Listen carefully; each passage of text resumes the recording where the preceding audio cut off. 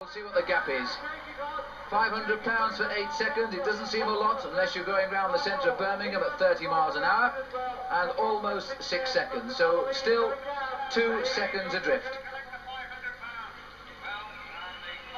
Well, Timmis must have come into the city of Birmingham many times during his young life, and I'm quite sure he's never come in quite as quick as he's coming down Victoria Square tonight. Down New Street here, of course, into Temple Street, and Timmis receiving all the cheers of what has become a great crowd here in Birmingham. They've seen many of these Kellogg'ss City Centre events, but they've never seen a different winner other than a rider from Australia. Phil Anderson in 1983, Alan Piper in 1984, and Gary Sutton it was last year. Oh, this is a very brave attack indeed by Adrian Timmis, because he still has 35 laps to go to the finish.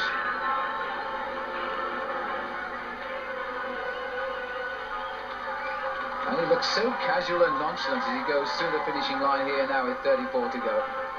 The bunch beginning to mass there. They're waiting for somebody to take up the chase, and it looks as though it may well be left to the Moducell team if they're going to pick up this rider.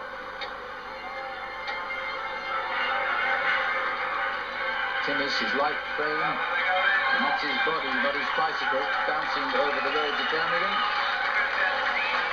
Brakes hard.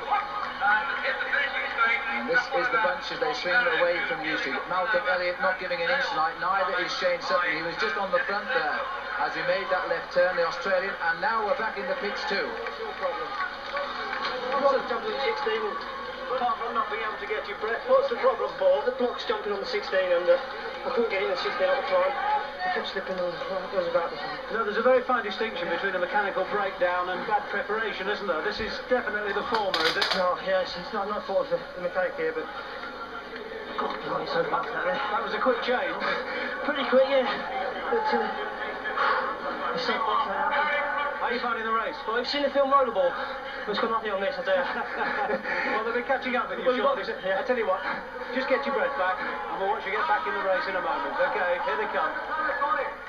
And Paul Watson still finding time for a joke, and he'll go back into the race, but not with the leader, of course, as he wants to do.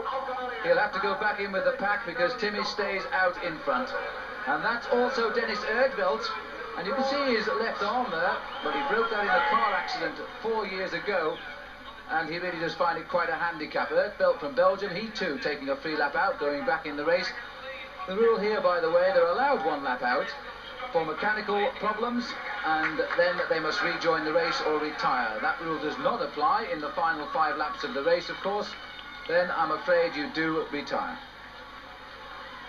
So Timmis still appearing to nonchalantly tour around the city of Birmingham, and yet he's averaging 27.5 miles an hour here. And the crowd reaching forward to cheer him on, and the bunch beginning to close down.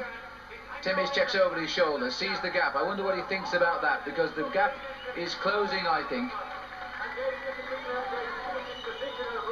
It goes through the finishing line again, and there is the pack, and it's looking a lot more urgent now for the overall chase for that yellow jersey during the 7 city centre races. And of course we end in Westminster next Sunday with a grand finale there. The first 10 riders across the finishing line at the end of the race score the points. And Malcolm Elliott, by virtue of a win in Cardiff last week where he scored 20 points, went into the leader's yellow shirt, and there he is sitting about 5 men back and watching everybody as they try to slip him tonight. And still we have Timmis holding off. He's been away now for 9 laps.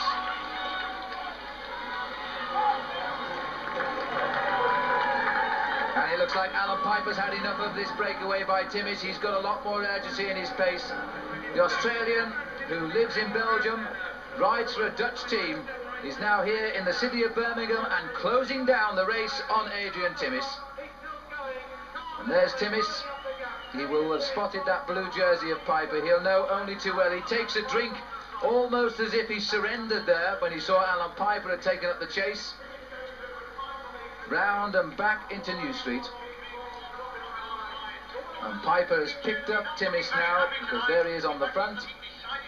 And the far right of our picture in white is Paul Sherwin, the British circuit race champion, trying to get into the action. He's having a hard job tonight to get to the front of this group. Steve Jockin goes through in second place. Jockin from the Modusol team was the winner of the Michelin Grand Prix Series in May and June. And Piper wants some help now. Chris Wharton in the orange and green on the right. I thought for a moment he was going to put an attack in at a very tactical point on a sharp bend, but no, he drops back. Steve Jones back in second place now, behind Jockin. Piper falls into third place. And I think we can go back down to Tony Francis rather, has a busy day in the pits. Have you had enough? Yeah, I've had a chest infection this week and I'm on antibiotics. And it's just all lung work around here this evening. It's such a hard circuit. And once you go into an oxygen debt, your muscles go to jelly and sounds to me if you shouldn't have been competing in the first place.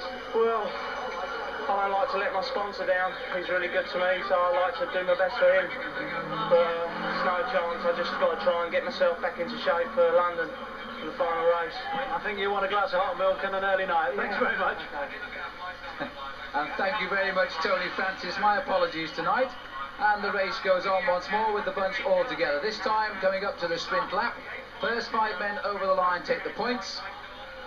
And Mike Doyle we haven't seen for quite some time.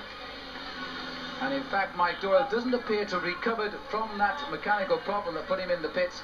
He restarted on the back of the line and hasn't found the strength to get back up to the front. A long line snaking through. Indication of the speed here. Chris Wharton opens up at the front. Steve Jockin coming as well too on the far right. This little man that has tremendous power in his legs when it comes to the sprint. Now 5 points on the line. Jockin will take it. I think Piper may have got second. Chris Wharton possibly in third place. I think it was Piper in fourth position. But Mike Doyle, the big loser there. And we can see again here the sprint. Jockin on the front, using the sprint we haven't seen too often in this City Centre Series. And Alan Piper on his right will take second place. I think, yes.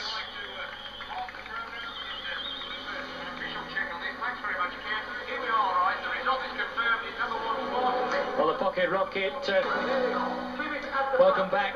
Let's have a look at the result of that second sprint lap then. Steve Jockin got it. Alan Piper thick it again, this time in second place.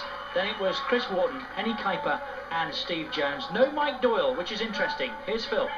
And with 15 laps to go, 2 men in the lead here. Adrian Timmis in front and Alan Piper. And as we see these 2 riders in the lead, let's go immediately to Tony Francis down in the pits.